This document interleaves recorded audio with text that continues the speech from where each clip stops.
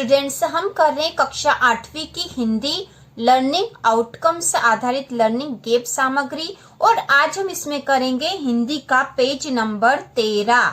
ठीक है, page number 13 से शुरू कर रहे हैं और ये पूरा जो काव्य रस से संबंधित वर्कशीट है वह पूरी हम करेंगे। तो यह पेज नंबर 13 है और यहाँ पाठ्य सामग्री दे रखी है। पाठ 21 माँ कह एक कहानी। तो यहाँ जो कविता है वह हम देख लेते हैं। माँ कह एक कहानी, राजा था या रानी। माँ कह एक कहानी, तू है हठी मान धन मेरे। सुन उपवन में बड़े सवेरे, तात भ्रमण करते थे तेरे। तो यहाँ जो माँ जो है अपने बेटे को करे, यहाँ पे बेटा जो बोल रहा है माँ कह एक कहानी, राजा था या रानी। माँ कह एक कहानी। अब माँ जवाब दे रही है, तू है हटी मान धन मेरे। सुन उपवन में बड़े सवेरे, तात भ्रमण करते थे तेरे। जहाँ सुरभि मनमानी, जहाँ सुरभि मनमानी, जहाँ सुरभि मनमानी। हाँ माँ यही कहानी। वर्ण वर्ण के फूल खिले थे, झलमल कर हिम बिंदु झिले थे। हल्के झोंके हिले मिले थे, लहराता था पानी, लहराता था पानी। हाँ हाँ यही कहानी। इसके बाद है, गाते थे खग कलकल स्वर में, गाते थे खग कलकल स्वर से। सहसा एक हंस ऊपर से, गिरा बिद्ध होकर खगशर से। हुई पक्ष की हानि, हुई पक्ष की हानि, करुणा भरी कहानी। तो एक छोटी सी कविता थी, माँ और बेटे के बीच में जो कथन हो रहा है उसके बारे में है कि बेटा जो है माँ से कह रहा कि आप सुनाओ एक कहानी, तो माँ जो कह रही है कहानी सुना रही है। ठीक है, तो इस प्रकार यह कविता। अब हम इसके आगे के प्रश्न करेंगे। इसके बाद हम करेंगे पेज नंबर 14। ठीक है, पेज नंबर 14 पे प्रश्न दे रखे हैं और इसमें प्रश्न पहला है, इस कविता में किस किस के बीच चर्चा हो रही है। तो किस किस के बीच चर्चा हो रही है, तो हम लिखेंगे माँ और बेटे के बीच, माँ और बेटे के बीच, माँ और बेटे के बीच चर्चा हो रही है। ठीक है, माँ और बेटे के बीच चर्चा हो रही है। तो ये हमने बता दिया कि किस किस के बीच चर्चा हो रही है। इसके बाद अगला है, माँ के बेटे के प्रति किस भाव को प्रदर्शित किया गया है। माँ के बेटे के प्रति किस भाव को प्रदर्शित किया गया है, तो माँ के बेटे के प्रति, माँ के बेटे के प्रति स्नेह भाव को, स्नेह या जिसे प्रेम भी कहते हैं, स्नेह भाव को प्रदर्शित किया गया है, प्रदर्शित किया गया है। ठीक है, इसके बाद आगे प्रश्न नंबर 3 हम देखेंगे। बच्चे प्रायः किन-किन से कहानी सुनाने का आग्रह करते हैं। तो बच्चे किन-किन से कहानी सुनाने का आग्रह करते हैं, तो बच्चे माँ से, दादी से, नानी से कहानी सुनाने का आग्रह करते हैं, कहानी सुनाने का आग्रह करते हैं। ठीक है, आग्रह करते हैं। तो ये इसका उत्तर हो गया। क्या उत्तर हो गया, बच्चे माँ से, दादी से, नानी से कहानी सुनाने का आग्रह करते हैं। इसके बाद अगला प्रश्न है, हंस का आहत होकर गिरता देखकर किस प्रकार के भाव का उदय होता है। तो यहाँ पे हम लिखेंगे करुण भाव का।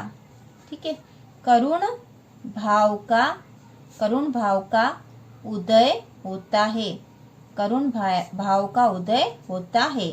ठीक है, जब वो हंस आहत होकर, जख्मी होकर नीचे गिरता है तो करुण भाव का उदय होता, करुण भाव का। अब इससे अगला प्रश्न है, भाव किसे कहते हैं। तो भाव मन की स्थिति है। ठीक है, मन की स्थिति है, भाव मन की स्थिति है। मतलब मन की स्थिति है जिसमें किसी विशेष वस्तु या स्थान या किसी विशेष व्यक्ति के प्रति हमारे भाव उत्पन्न होते हैं, हमारी भावनाएं आती, तो वो मन की एक स्थिति होती है। इसके बाद है भाव हमारे शरीर के किस अंग में विद्यमान रहते हैं। तो भाव हमारे मन में स्थित होते हैं, मन में, ठीक है। इसको यहाँ पे हृदय भी लिख सकते हैं,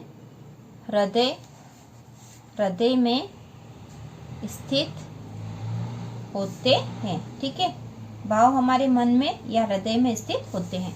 इसके बाद है भाव का संबंध काव्य के किस अंग से है। तो भाव का संबंध काव्य में किस अंग से होता है। तो भाव का संबंध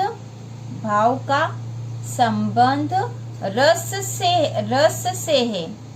भाव का संबंध रस से, रस जो है काव्य का एक अंग है और इससे संबंध होता है भाव का।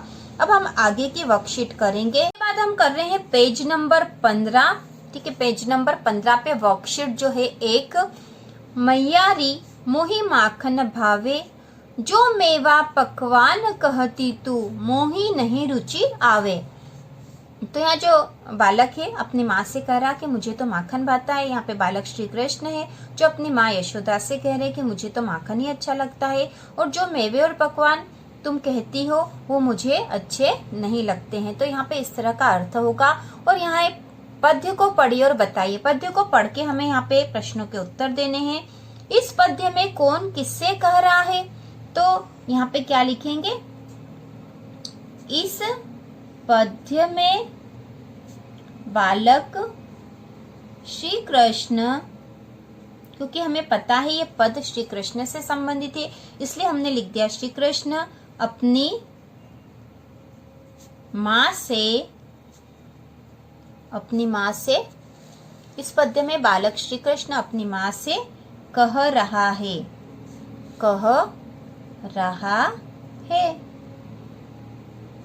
इसके बाद अगला जो है माता और पुत्र के बीच यहाँ कौन सा भाव प्रदर्शित हो रहा है। तो यहाँ माता और पुत्र के बीच, माता और पुत्र के बीच प्रेम भाव प्रदर्शित हो रहा है, ठीक है। प्रेम या स्नेह कह सकते हैं, प्रेम भाव प्रदर्शित हो रहा है। इसके बाद अगला प्रश्न है, बालक कृष्ण को क्या चीज खाने में अच्छी लगती है। तो हम लिखेंगे बालक कृष्ण को माखन खाने में अच्छा लगता है, माखन खाने में अच्छा लगता है, ठीक है। इसके बाद अगला है, माता के पुत्र के प्रति प्रेम को क्या कहते हैं। तो माता के पुत्र के प्रति प्रेम को वात्सल्य कहते हैं, वात्सल्य कहते हैं, ठीक है, वात्सल्य कहते हैं। और अगला जो प्रश्न है, वत्सल भाव किस रस में होता है। वत्सल भाव किस रस में होता है। तो हम यहाँ लिखेंगे वत्सल भाव वात्सल्य रस में होता है, ठीक है। वात्सल्य रस जो होता है उसका स्थायी भाव है वत्सल, ठीक है। तो इस प्रकार इस प्रश्न का उत्तर भी हो गया है। बाद हम देखेंगे वर्कशीट 3 जो है, मूल्यांकन 4 की वर्कशीट 3 है जो कि आपकी बुक के पेज नंबर 16 पर है। और इसमें काव्य में रस और उनके स्थायी भाव पढ़िए और समझिए। तो यहाँ पे रस दे रखे हैं, 10 रस होते हैं और उनके स्थायी भाव होते हैं। प्रत्येक रस का एक स्थायी भाव होता है। तो यहाँ श्रृंगार रस है, उसका स्थायी भाव है रति। हास्य का हास है, करुण रस का शोक है, रौद्र रस का क्रोध है, विभत्स का है जुगुप्सा, भयानक रस का भय है स्थायी भाव, अद्भुत रस का आश्चर्य है, वीर रस का उत्साह है, शांत का निर्वेद है, वात्सल्य का वत्सल है, पुत्र या शिष्य प्रेम। इसके बाद है अब प्रश्नों के उत्तर लिखे। तो हमने रस और उनके स्थायी भाव पढ़ लिए हैं। अब यहाँ पे कुछ प्रश्नों के उत्तर देने हैं। निम्नलिखित उदाहरणों में उनके नीचे रस और स्थायी भाव लिखिए।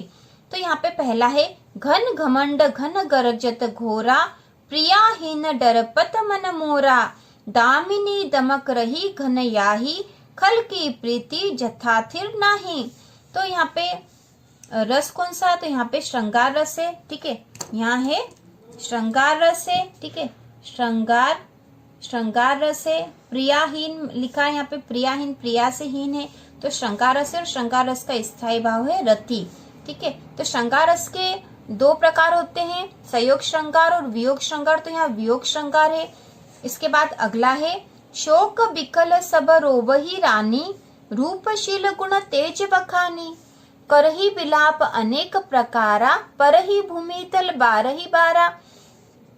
तो यहाँ पे कौन सा रस है? यहाँ करुण रस है, करुण रस है और करुण रस का स्थायी भाव है शोक। बाद अगला है एक और अजगर ही जसी, एक और मृगराय, विकल बटो ही बीच ही परियो मूर्छा खाए।